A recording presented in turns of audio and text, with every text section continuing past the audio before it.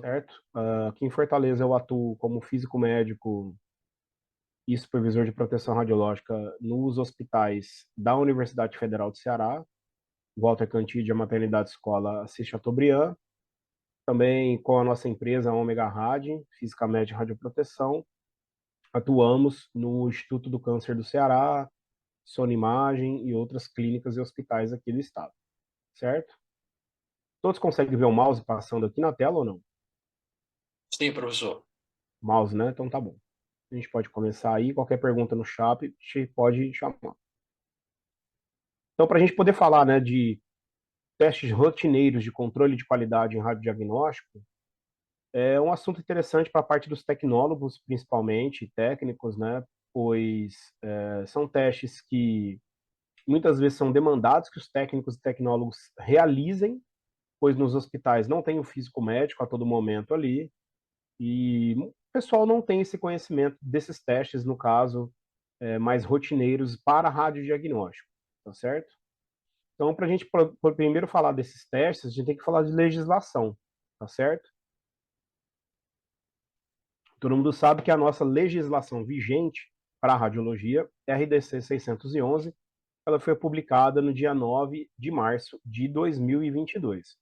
No caso, essa resolução de diretoria colegiada, que é a RDC, a sigla, né, é como se fosse a nossa cartilha, que ela vai falar sobre todas as aplicações, né, de gestão, né, e gerenciamento, no caso, dos serviços de radiologia, diagnóstico ou intervencionista, tá?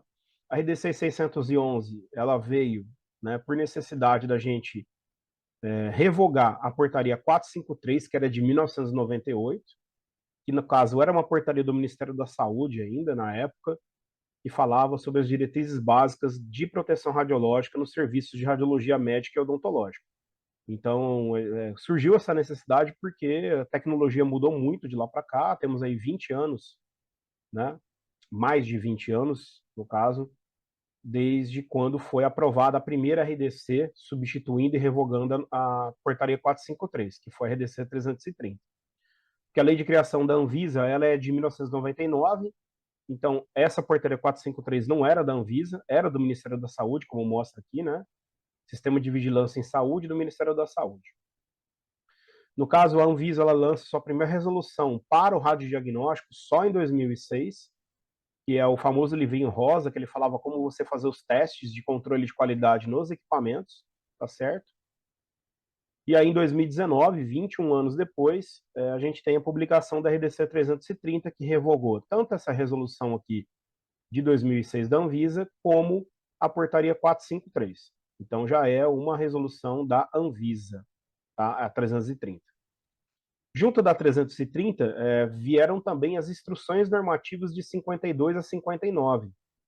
E são nessas instruções normativas que constam os controles de qualidade obrigatórios para os equipamentos de radiologia, radiodiagnóstico, tá certo?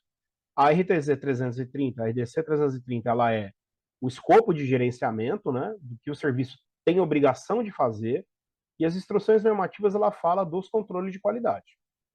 Quando ela foi publicada, houveram debates, eu inclusive fui até Brasília, participei desses debates públicos em Brasília, na época, e aí a gente solicitou algumas alterações na RDC e nas instruções, e aí publicou-se em 2020 a RDC 440.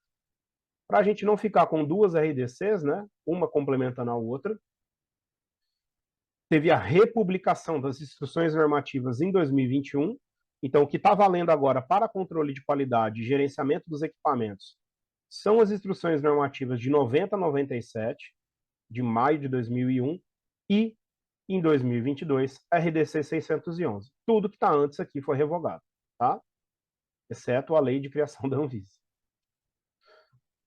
O que acontece? Então, a gente tem a RDC no centro do escopo, como nossa bíblia aí da radiologia, e resolveu-se colocar as instruções normativas como os documentos anexos, né?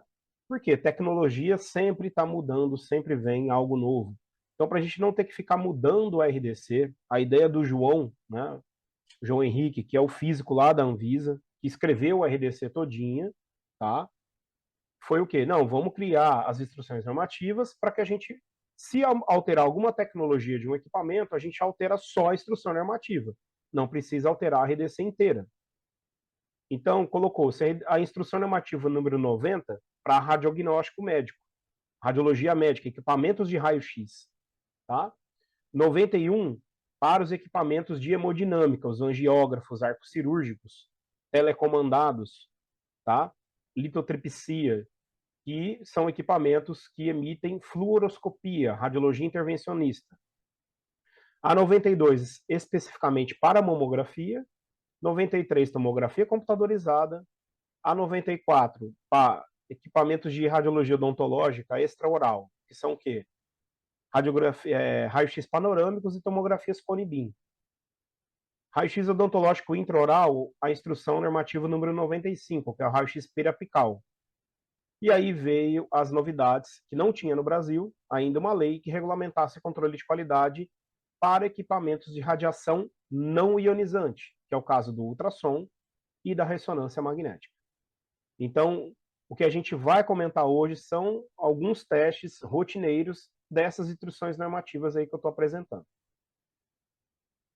Então, primeiro, da instrução normativa número 90, que é para raio-x, seja ele fixo, raio-x móvel, e também o telecomandado, porque o equipamento de telecomandado ele é equipamento híbrido, né? Ele faz tanto raio-x quanto fluoroscopia. No artigo 12 da instrução normativa, o que ele fala que é importante? Né? Avaliações de qualidade da imagem. Então, a gente tem que utilizar uma ferramenta de teste específica, tá? Para a gente verificar no mínimo o quê? Resolução espacial e resolução de baixo contraste. Após a realização do teste de aceite, o que significa isso? Pessoal, toda vez que se instala um equipamento novo, tá? Ou até usado, né, dentro de uma instituição, os testes que o fabricante faz não valem para certificar o equipamento sozinhos, tá? Você tem que chamar um físico médico e fazer todos os testes de aceite daquele equipamento.